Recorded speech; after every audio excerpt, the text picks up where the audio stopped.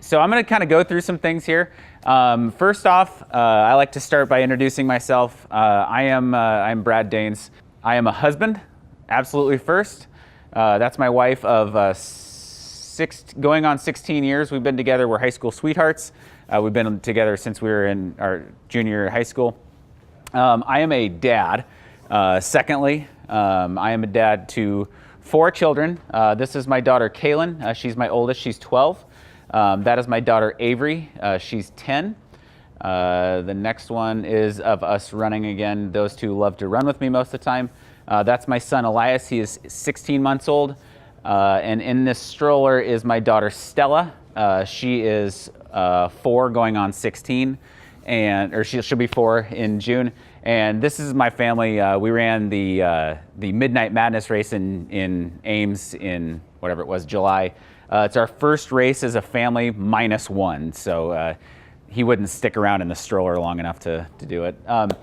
I'm also a race director for the Sycamore 8 race, which was in June. I'm the co-race director for the Boonville Backroads Ultra coming up Memorial Day weekend, and I am on the board of directors for the Capital Striders. And I am an ultra runner. Now, most people don't really know what an ultra runner is, but for those of you who don't, the ultra marathon distance is anything longer than a marathon. That's the best way to explain it. So you can go from 26.3 miles if you choose, all the way to, there's a race that is called Shrisham Noi. It's I don't know how many days, but it's like 3,000 miles over the course of like 30 days or something like that. It's crazy. So I like the 100-mile distance. That sounds really, really stupid because it is. Now, we've been told for a long time as kids that you can't do things. Okay, so we're always told you can't do this, you can't do that, you're too whatever. So just to kind of give you some background on myself, I was a portly child. I was always the big kid.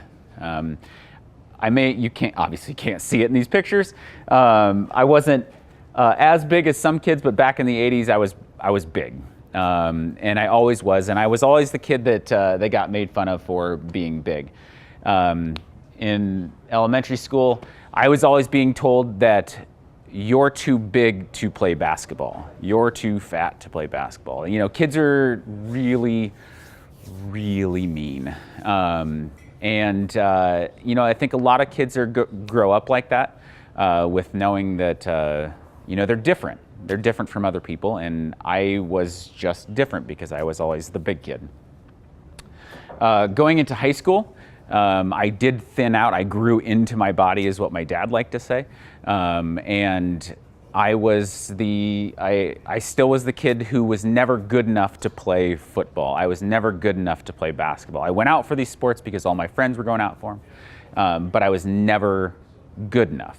I don't know if it was me. I don't know if it was the coaches. I don't know what it was. But I'm also, with all those titles, I am an addict. And I stand before you today and it's really hard to actually say that you're an addict because addictions are real and people don't realize how harming they can be to your whole life. To kind of go through, I love definitions, okay? And people think that's really weird, but I love definitions. And so the definition of an addict is someone who has a dependence. Someone who has a problem, okay? Now, most of the time when people are talking about addictions, they're talking about substance abuse, right? In this definition, his addiction was heroin, is what this example is. Another thing that they say is that you can be addicted to an activity, which we will obviously go into later. And I love this definition of an addiction. It's a slavish addiction to fashion, which I am definitely not a slavish addiction to fashion. My addiction was different because my addiction was to food. And you're probably sitting here thinking, what is this guy talking about? His addiction was to food. So anything sugary, I would eat. If it was in front of me, I would eat it. If anything salty, I would eat it. I love salty food. And we're Americans, right? So Americans are supposed to love pizza, and they're supposed to love hamburgers, and they're supposed to love French fries. And I think that's fried chicken right there. I can't quite tell from the picture, but it points to my illustration. So when I graduated high school, I went into college. I went to Kirkwood Community College for 2 years in Cedar Rapids, and then I went to Iowa State. Now, I was never a good student, but I did like to socialize. And with socialization comes drinking and eating burgers at 3 o'clock in the morning.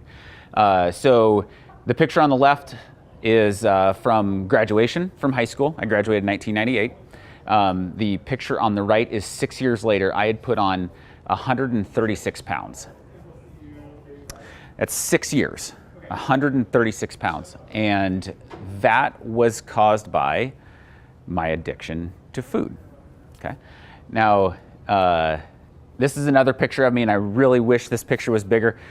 So this actually is me right here. This is my wife and her family. That picture is about 3 weeks before I had a big life transformation. I had just bought those pair of pants. They were a size 44.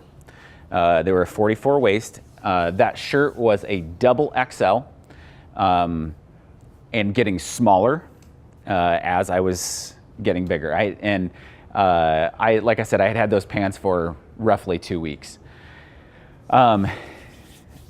And this picture is actually really, for me, it's really hard to look at because this is my wife, our dog at the time, and this was the last day of the Iowa State Fair in 2004. It's difficult to look at because I had hit an absolute low. I had hit the lowest I've ever been in my life. I was married. I had a good job. I was involved in things. We were involved in church and all this stuff. But I had hit an absolute low because I had told myself that I was okay being fat. I was okay what I looked like. And we went to the fair, and I consumed 2 turkey legs, a funnel cake, a corn dog, that's another picture of a funnel cake, a gyro, and a 6-pack of Pabst Blue Ribbon beer at the fair. Now, aside from the cost of that, that was 6,000 calories on the last day of the fair that I consumed in one day. Now, I had eaten breakfast, I ate that, and then I went home and we ate dinner. Now, my wife, she didn't realize actually how much I had eaten until I started doing this stuff and made her realize how much I'd eaten that day. And it's strange because I remember going through the line and grabbing my beer and eating my funnel cake, and you got food all over your face and everything. But we came home, and my wife's grandparents, they had just gotten a digital camera. Okay, now digital cameras in 2004 were pretty archaic, and it had a screen about this big on it, right? And so they took this picture and they said, "Oh, you guys look so great." And it's this picture. They're like, "You guys look so great." And I looked at myself, and I was a journalism student in college, and I like to be behind the camera. I never wanted to be in front of the camera. And it was because I knew that I was getting bigger. But this is probably the first time I'd seen a picture of myself in 3 to 4 years. And I looked at that picture and I thought, my God, who is next to my wife?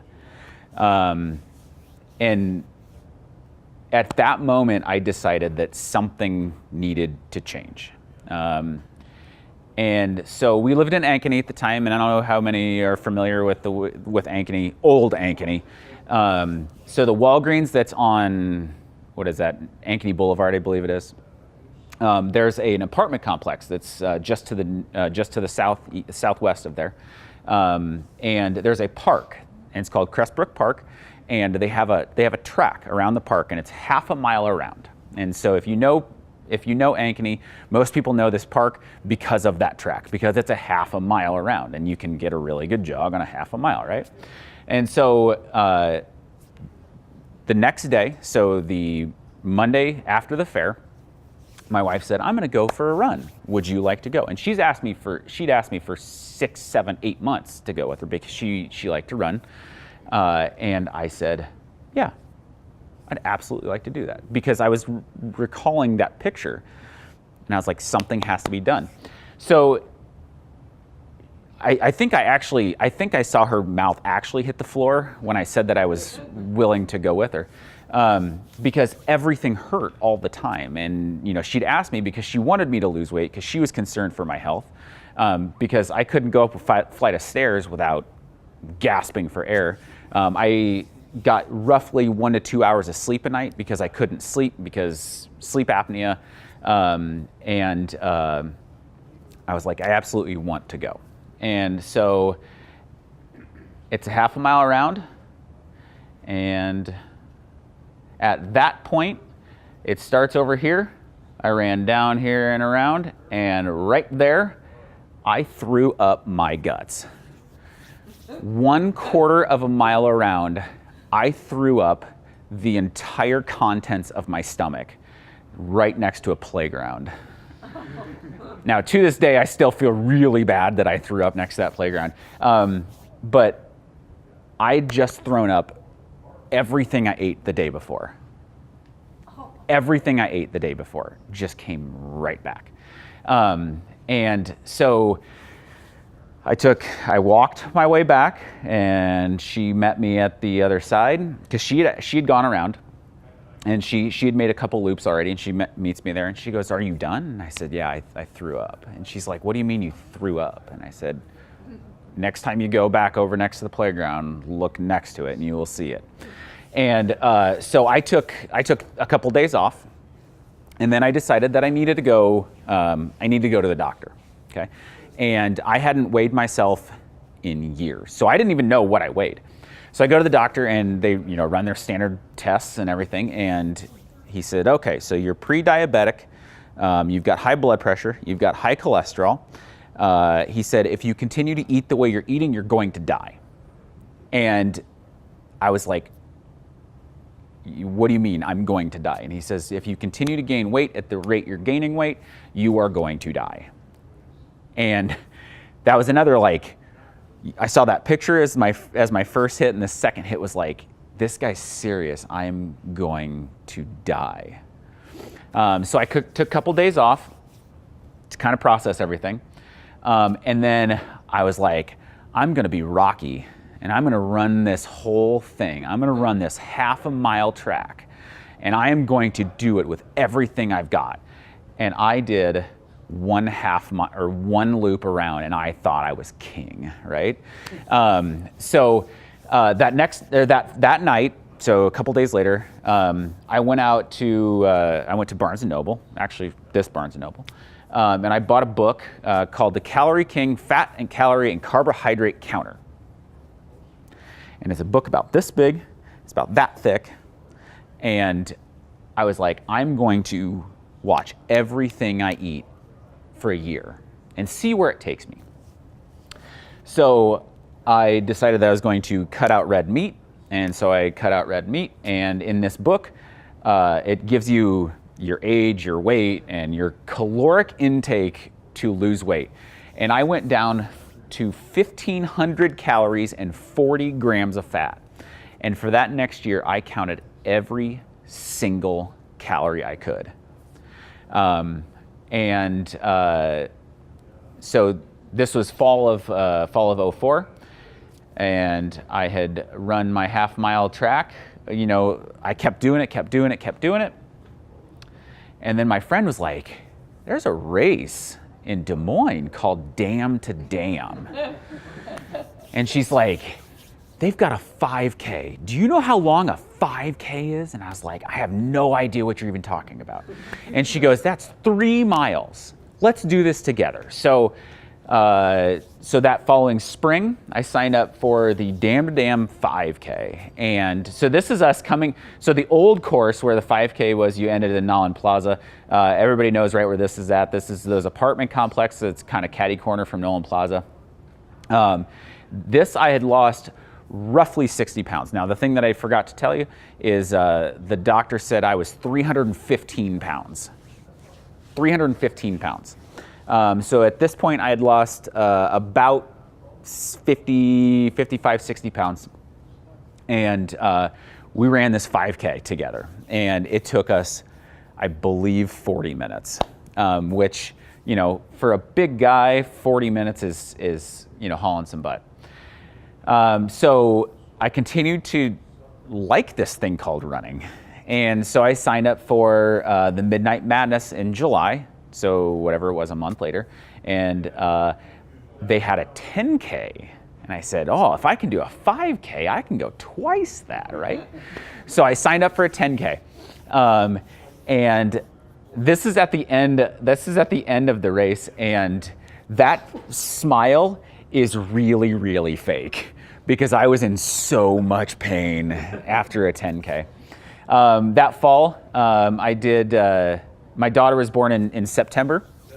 So we went and did the Susan G. Komen race as a family, as our first family race. I ran it, my wife walked it, because, you know, our daughter was like 3 weeks old at that point. And so in the spring in the summer of 2006, I had a friend who said, hey, I would like to run a marathon. So I kept, you know, running. I did Dam to Dam in 2006, the full Dam to Dam in 2006. And she's like, I would like to run a full marathon just to see if we can do it.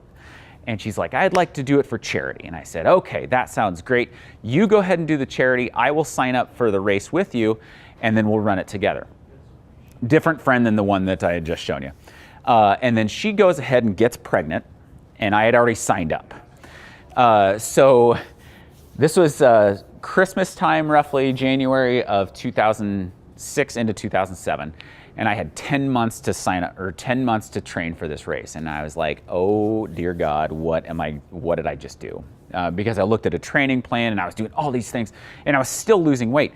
And then I had literally taken my diet from, you know, probably 6,000 to 7,000 calories a day to 1,500 calories. I'm losing weight. And then I realized I'm trading this one addiction for something else, right? And so I trained for the Chicago Marathon. I was so excited and I told everybody about it. And, you know, I was really, really pumped.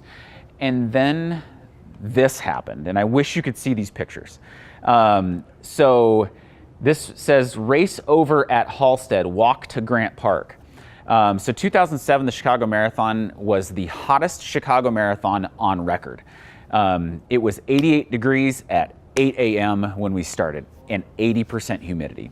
You've got 45,000 people crowded onto the street.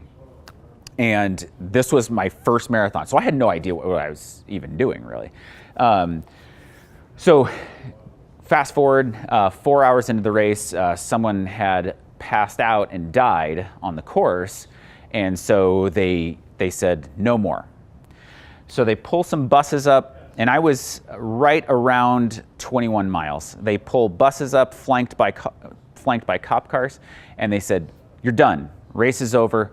Walk back to the start-finish, or walk back to the finish line. And so I'm thinking, I just trained for this thing. And I see people jumping over the cop cars. And I was like, would finishing this race be worth spending a night in Cook County Jail? I just don't know. So I did decide to call it and walked back to Michigan Avenue, which when you come onto Michigan Avenue, we had about a 2.5 mile walk just to get to Michigan Avenue. Get to Michigan Avenue, and I was with a lady that I'd met on the course, and I said, hey, there's the 1 mile to go sign. What do you think? And she says, let's jump back in. So we jumped back into the race, and we finish the race. We get our medals, we get our Mylar blankets, get our finisher picture and everything like that. And I still do not have a finishing time for the Chicago Marathon, even though I completed 90% of the course. Luckily, after that happened, Chris Birch, the race director for the Des Moines Marathon, said, "Hey, anybody that wasn't able to finish the Chicago Marathon, come and run the Des Moines Marathon. We'd love to have you." So I was trained, and I was like, I'm just ready to go. So I went and I did my first marathon, my only marathon finish, in 5 hours and 5 minutes, and I was so excited. This face with that smile is I finally got it done. Now I can never do this again.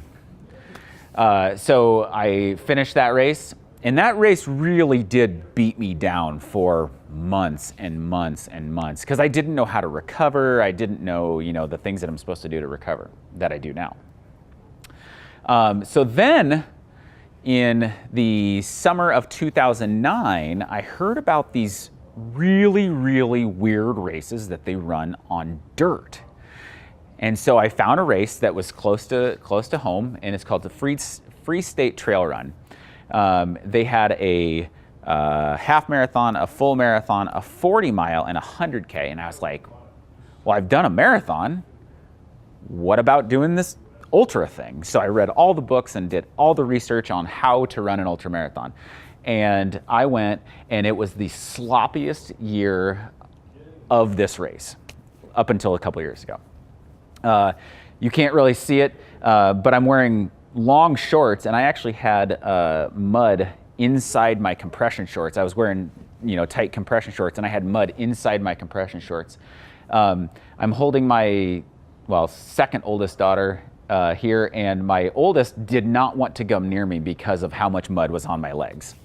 She was very afraid. Since then, I've done a lot of races since 2010. These are just some of the pictures, and I'll kind of explain what they are. This race is a race called the Treadmill Challenge, which I'll talk about in a little bit. This is from the Des Moines the Equalizer Endurance Run, which is around Grays Lake. This is a 5K that my daughter and I did at Living History Farms, not the Living History Farms, but one that they had out there. This is from the Boonville Backroads 100. And this race, or this event right here, I wish you could see a little better. I should have positioned my pictures better. But I decided that I was gonna run the Equalizer Endurance Run, the 24-hour, to raise money for a child with cancer.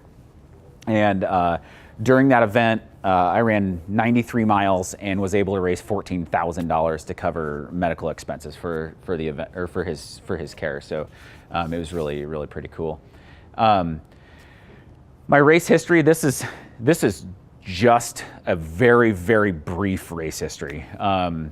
This doesn't include all my dam to dams and 5Ks and 10Ks and stuff. This is just my ultra marathons. So I've done the Free State Trail race 40 mile twice.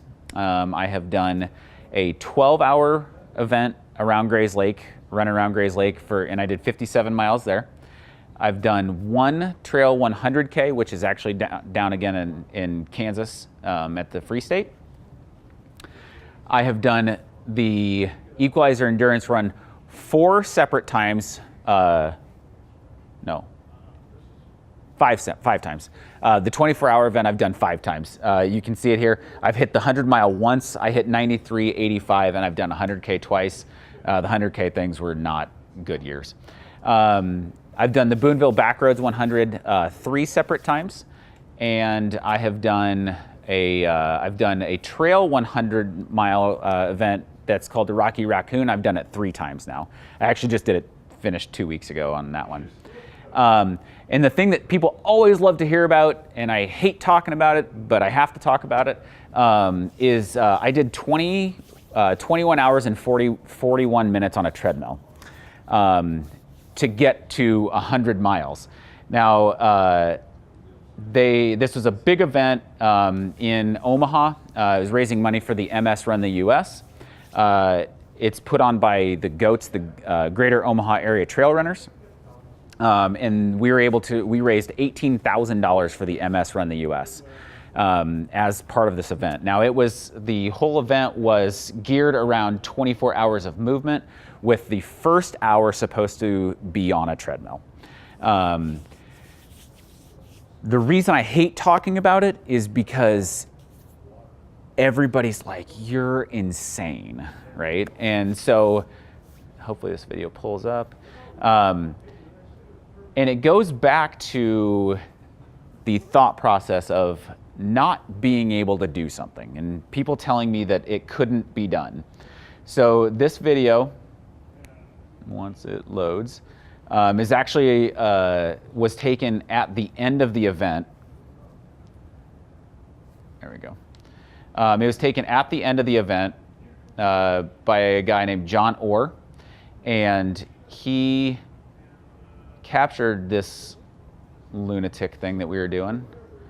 And you should be able to kind of see it.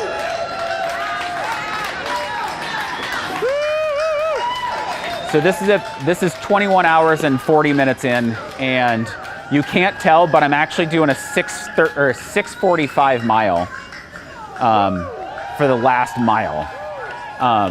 And my knees are both swollen. I had blisters on both feet. And so this lady over here is actually counting down, and I'm wanting to punch her.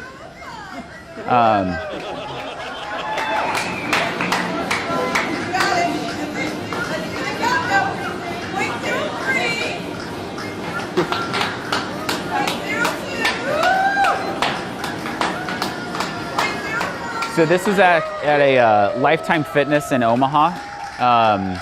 There was the year that I did it, the year that I went down and did the event, there was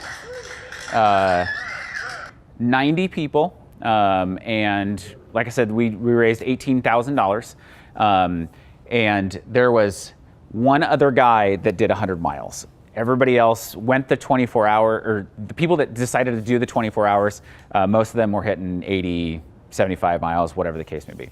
But that was an incredible event. Now, I come back to the you can't do it. Everybody kept telling me, you can't run on a treadmill for 100 miles. You can't do it. And that video I like to show people because it reinforces the fact that you can do it. So it goes back all the way to when I was in high school playing basketball, and when I was playing football and being told that I couldn't do something, and looking at those coaches and actually listening to them. I listened to them, and I told myself for years and years and years that I couldn't be athletic. And when I was going through the struggles that I was going through with depression and suicidal tendencies or suicidal thoughts and my food addiction and hating myself, it was because I was telling myself that I'm not good enough, right? And so this whole thing is wrapped around the fact that can't is the dirtiest four-letter word. And obviously you see my shirt. But my kids, the word can't is not spoken in my house. Because I'm a firm believer that if there's anything that you want to do, you can do it. Now, if you want to, I'm not cool with heights, but if you want to climb mountains, if you want to, wear one of those, what do they call them, flying squirrel suits and do those things and glide through the mountains or whatever the case may be, do it. Absolutely do it. Now, Josh, my friend Josh is here. Josh is a great example of having that just do it attitude, and not having the word can't control what he's doing. So he's probably hating me right now. So Josh is a great friend of mine, and Josh actually ran the entire state of Iowa this past September. 10 days, he ran 320 miles wearing a gas mask.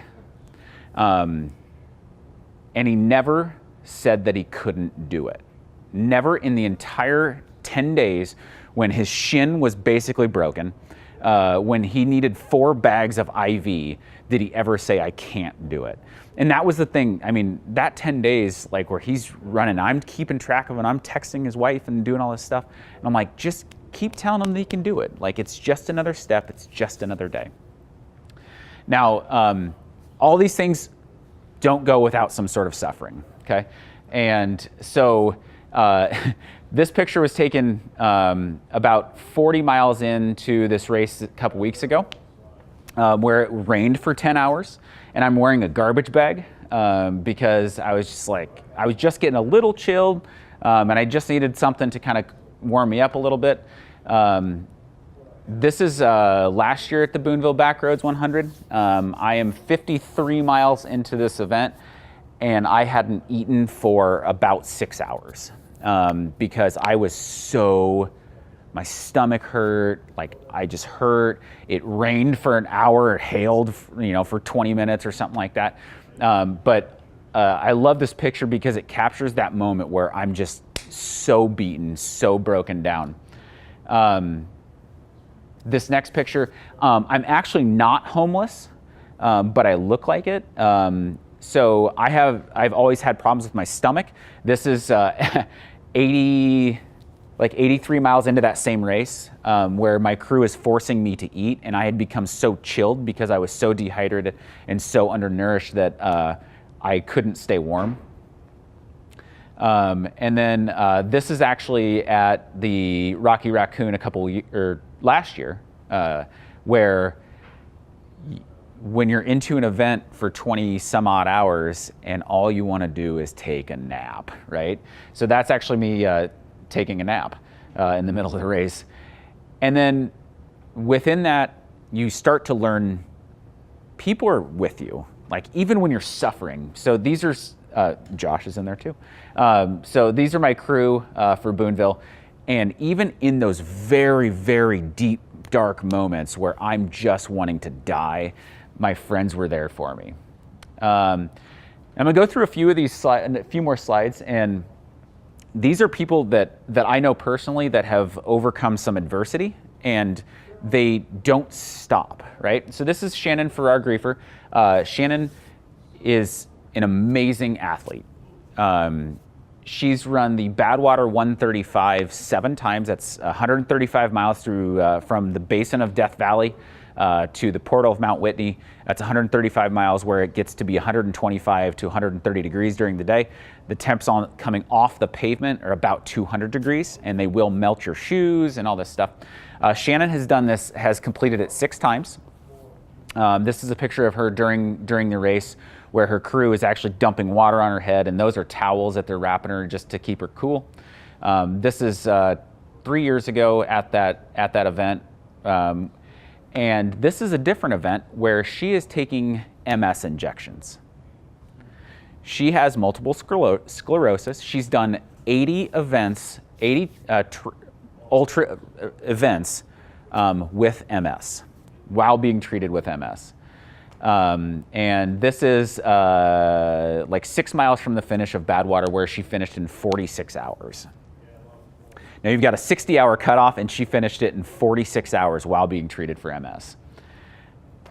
This is a lady that I had the opportunity to meet a couple years ago at the Rocky Raccoon. Her name is Gunhild Swanson. Gunhild is 70 years old, or she's 72 now.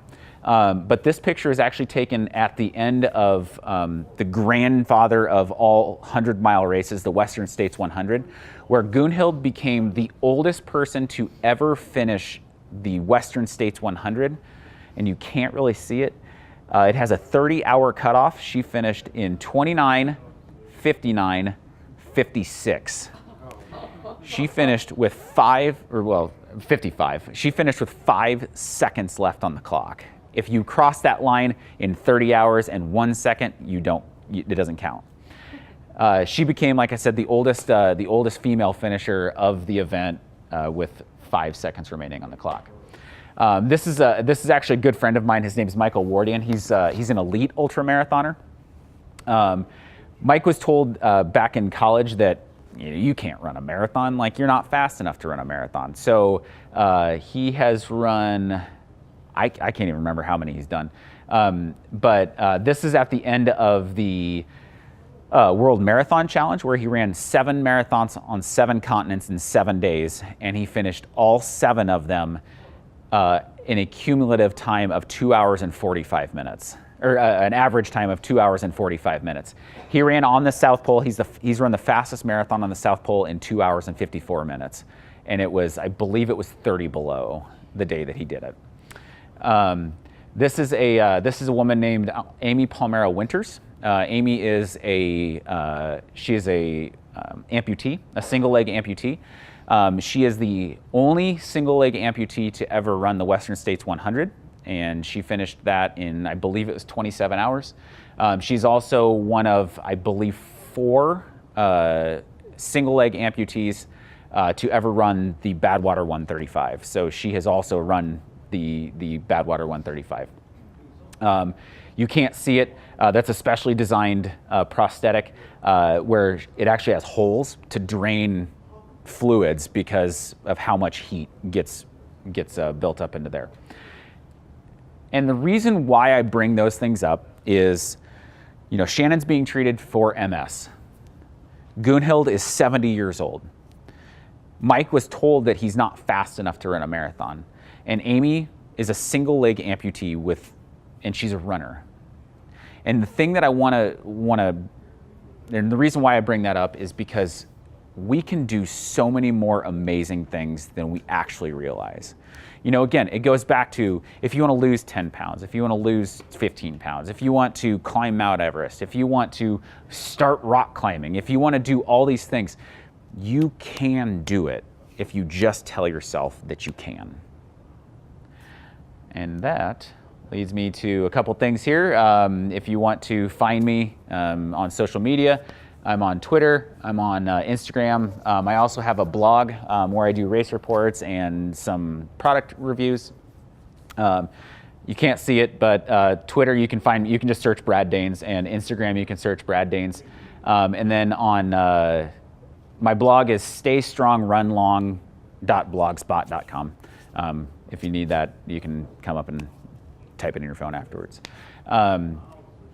Couple thank yous. Thank you to Jason, all the crew here at Active Endeavors. They've been a great supporter of mine for a long time. They've really helped me out a lot with Sycamore 8 and some of the other races that I've done. The Capital Striders, Fitness Sports, Spring Energy is a company that I work with, and Noon Hydration is another company that I work with. And I just want to thank you guys for being here. I know that it's icy and the conditions aren't the greatest. But it's really great to see all you guys. And so then that leads up to questions, if anybody has any questions. So how about early injuries, going from that heavy so body weight and starting out? So there's wood back here.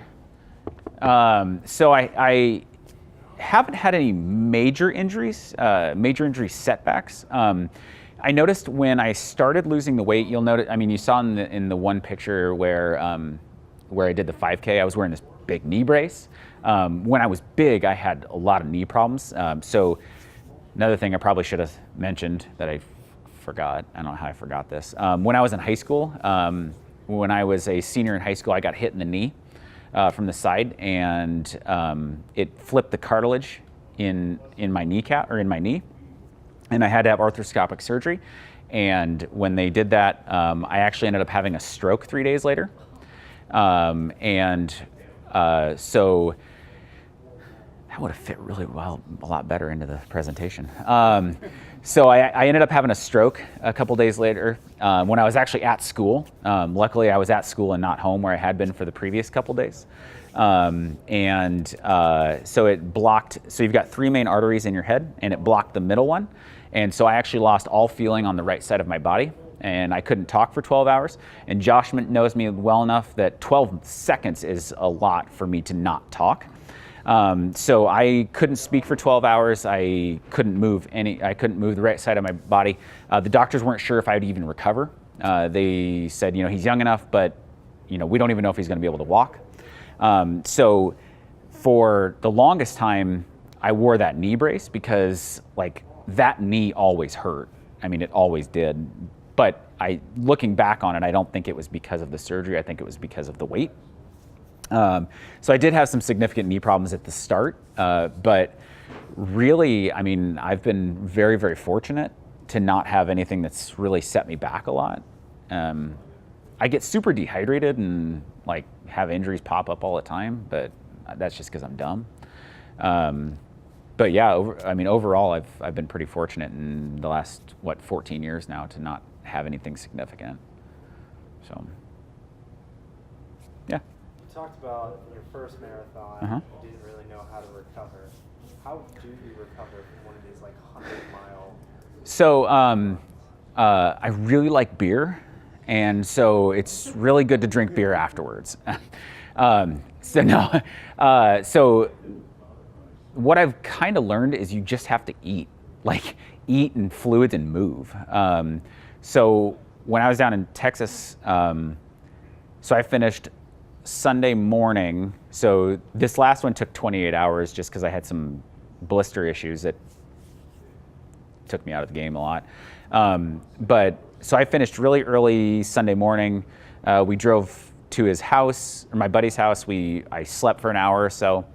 Got up, ate, drank a lot of water, watched the Super Bowl. I went to bed. That next morning, I got up and I walked.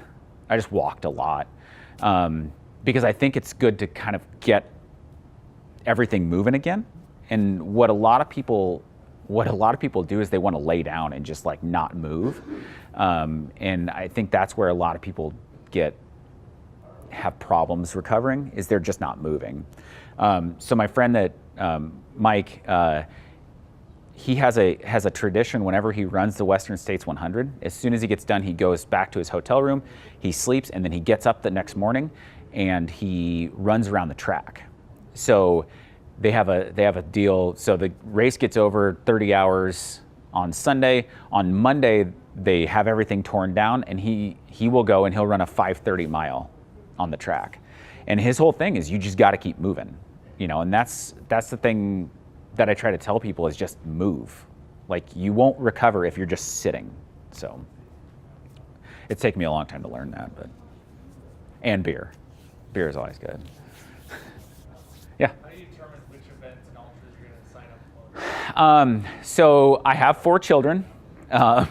So their schedule determines basically every year. Now I like to go down to Texas to do that one because my goal is to get into Western States, which you have to have a qualifier every year to get into the lottery every year. And then if you get into the lottery, then you possibly can get selected. So I like to get that qualifier done. So I have my qualifier for this fall. The lottery takes place in December. So once that happens, if I don't get selected, then I need to start planning again. But a lot of it is what's close to home, what's easiest to get to. A lot of the mountain races are in late fall, so I can't really go to those just because kids' school and soccer. I'm a soccer coach too. So I can't really do a lot of that stuff because, it's a busy time of the year. So. One other question. As far as I know, especially the ultra training takes a lot of time. So with 4 kids, can you give me an idea, and everyone else, like what it takes to train for a 100-mile race? So I get up at 4 o'clock in the morning, and usually try to get at least an hour and a half run in the morning. And then depending on work schedule, I try to get another one done over lunch twice or 3 times a week. And then just Saturdays getting up stupid early, Sundays getting up stupid early. Josh and I will go out and run at 5 o'clock in the morning on a Sunday morning so we can get home back in time for church. We'll go for 2 or 3 hours. But it's really just lots of miles and lots of recovery too. So every morning and every night, so after I get done in the morning, I'll foam roll, and I've got a hand roller and some other recovery tools. And then every night before I go to bed, I always roll. And then I've started to learn to add different exercises in if I have the time. So on Sunday, I knew that we were going to run on Monday, and so Sunday I decided that I was going to do a workout, and do stairs in my basement. So I go up and down the stairs for, this last time I went 600 times up and down my stairs. And so I did that before the kids were up and before we had other things going on. But also, like, if the kids are going to, practice or whatever they've got, if I've got an hour, it's pretty certain that I'm going to try to get at least 50 minutes of running in. So it's finding like little time to squeak it in, really. It's a lot of work. It's a part-time job. So, what else? Anybody else have any questions? Now that you've been active Uh-huh. for a while, do you still count the calories like you did No. when you started? I did that for about 5 years. I was pretty adamant about it for about 5 years. I was very, very strict on it for a year. And then once I started to see the weight really come off, I knew I could tell you, I literally could look at a sandwich and tell you about how many calories it was. I haven't done that for a long time, but it was a good 5 years that I kept buying the new edition of the book every year, just because like it would update their restaurants and stuff like that. So I was going into Jimmy John's and I'd order a sandwich and I'd have it open to Jimmy John's and I could tell you the exact calories for that Jimmy John's sandwich. But no, I don't really count it anymore. I try to eat fairly clean most of the time, so lots of fruits and not lots of fruits, I don't like fruit, lots of vegetables. I eat tons and tons and tons of vegetables, and I don't eat a lot of meat anymore. And I really try to limit the processed food and the candies and stuff like that. I like tortilla chips like way too much, so that's kind of a problem, but yeah. Yeah, we go to Costco and we buy those gigantic bags of tortilla chips and we go through them in like 3 days. It's crazy. Okay, so your sudden change in your mindset Mhm. seems unbelievable. Yeah. And, was it just like you said, you had that switch and you were able to just do your life completely different? Or Yeah. did you were you seeing counselors? Were you? No, so it was literally that picture and the doctor telling me that I was going to die. Those two things really like flipped a switch. I did, I used to go to a church that they had a men's group, and so I'd talk to guys a lot, and we have a group of guys that we run with every Monday, and I feel that that's kind of my support group, but it's all just I get all my aggression out, any anxiety, any issues that I'm having, I just go for a run, and like it switches it. If I start to, because I was very, very suicidal, like to the point where it got real bad there at the end. But again, the exercise I think took away that anxiety of feeling like I was a failure. You know what I mean? So that took away a lot of that, and so I don't struggle with it anymore. I mean, everybody has low days, but I know that if I'm having a low day, like I just need to go and just get out of my head for a little while. But it was pretty quick. I mean, it was within a couple of weeks. I mean, those two things really opened my eyes because, like I said, I hadn't seen a picture of myself in years. And then the doctor told me that I was going to die, and I was like, what the heck's going on? Like, I need to do something. But that's unique because a lot of people hear Right. those same things Yeah. and keep doing the same Yeah. thing they're doing. So And that's a miracle. And that's why, I try to. I don't do a good enough job on it on my blog, but I try to write some inspirational things. But also on my social media pages, if you look at my social media stuff, there's very rarely anything negative. And it's because I want to inspire people to know that they can do things that are different. And, if they're having a crappy day, there's always something that will make it better, And so, that's the kind of purpose of what I do. And like everybody thinks, oh, you're just trying to show off, showing your pictures of your selfies. And I'm like, no, I'm having a great time because I want someone to look at my picture of me with that ice beard, and I want them to look at that and say, wow, that's crazy, but he looks like he's having fun, right?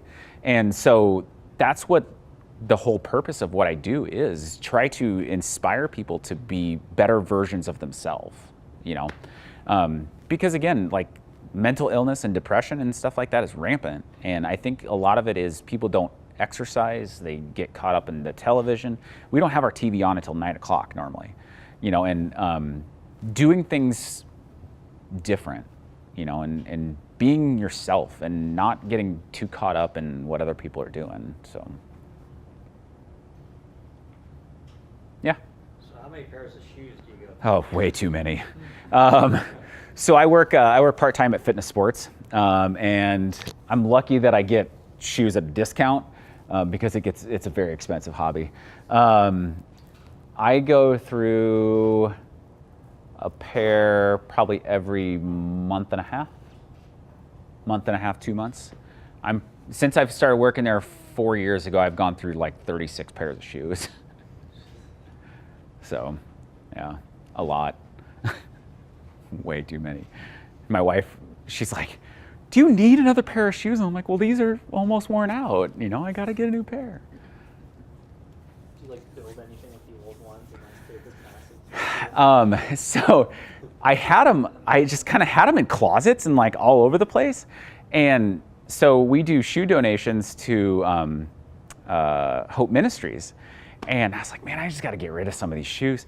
And so at one point I had 18 pairs of shoes that like were all in a rotation.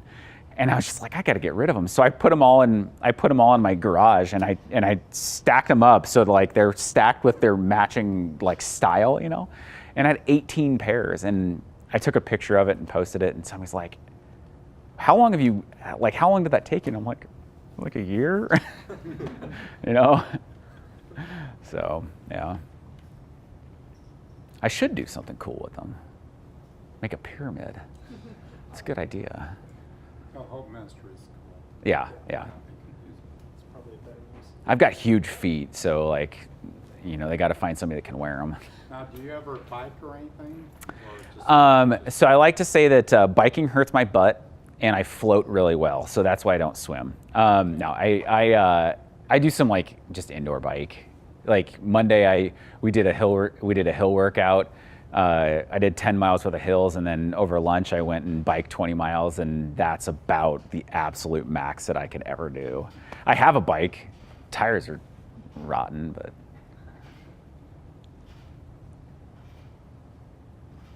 Anything else?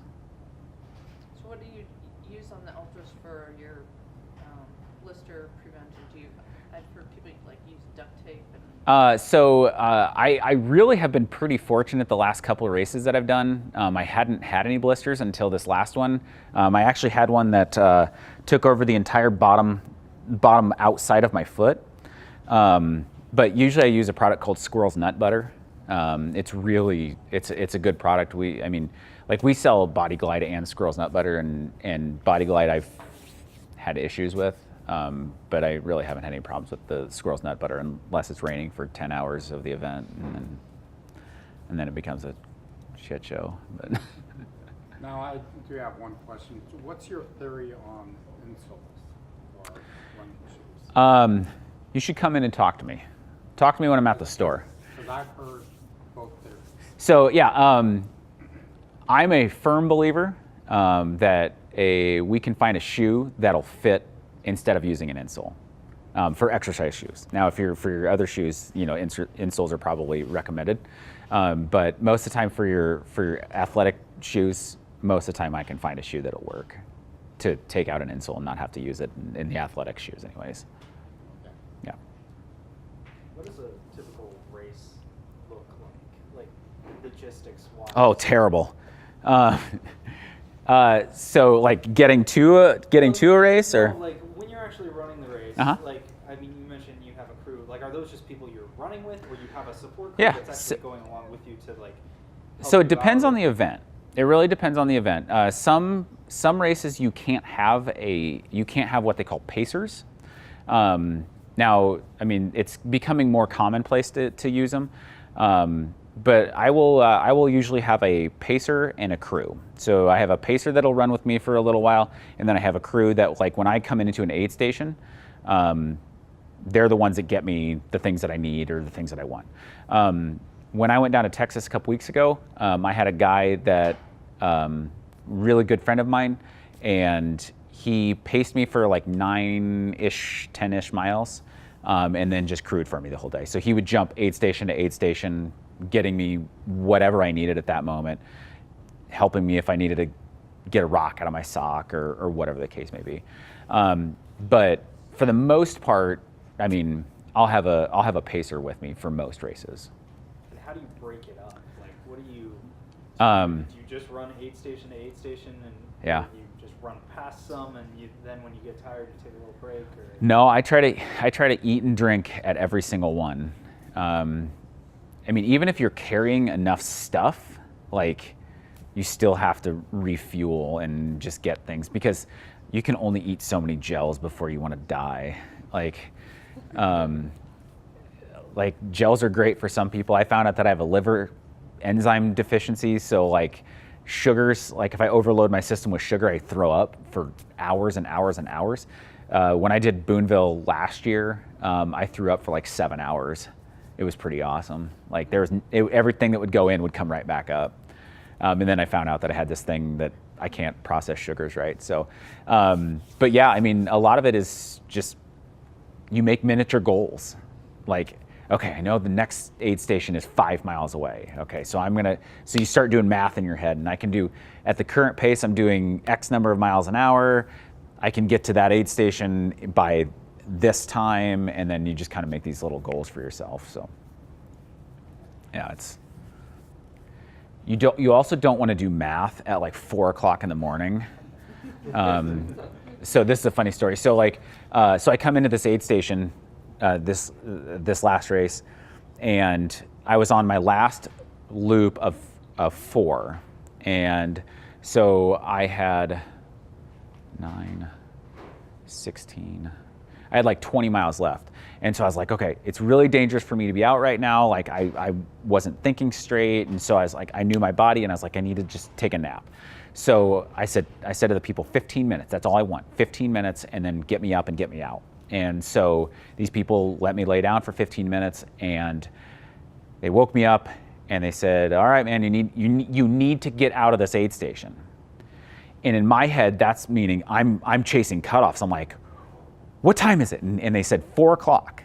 And I said, okay, 4. So I'm doing math in my head. I'm like, oh my God, I gotta get going. I gotta get moving. So like I run out of this aid station. I hadn't run in like 4 hours. And so like I run out of this aid station, and my feet were like so blistered, and I was in so much pain. Like every step was painful, and I'm running. And I'm like, I don't know where I'm at. So I get to the next aid station, which was 4 miles away. And I'm like, what time is it? And the guy says 5. And I said, am I chasing cutoffs? And he says, no. And I said, yes, I am. I'm chasing cutoffs, right? And he says, no.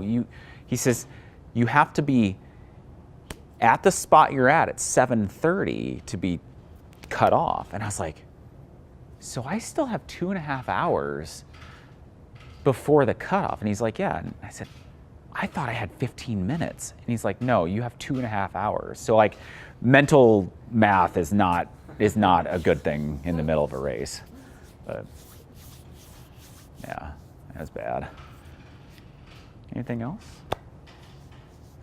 Well, again, find me on social media. Like I said, find me out, and you know where to find me. And if you have any questions, Ashley's got my contact information too, and you guys can get that, or you can hit me up on the social media, and I'm glad to answer questions that you might run into as you leave here. So again, thank you guys again so much for being here.